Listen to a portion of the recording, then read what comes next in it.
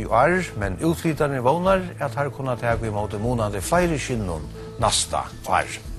Så mykje fra okkon i kvöld. Vi enda sendingen i kvöld, vi nøkker mynden fra Løfstølstevnene, som var vikeskiftet.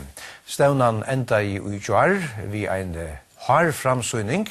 Herfor skal salonjer vusto sitt besta innan trutjar greinar, damer, herrar, og det som vil røpt fantasi. Det var vi kan være atter i anna kvöld.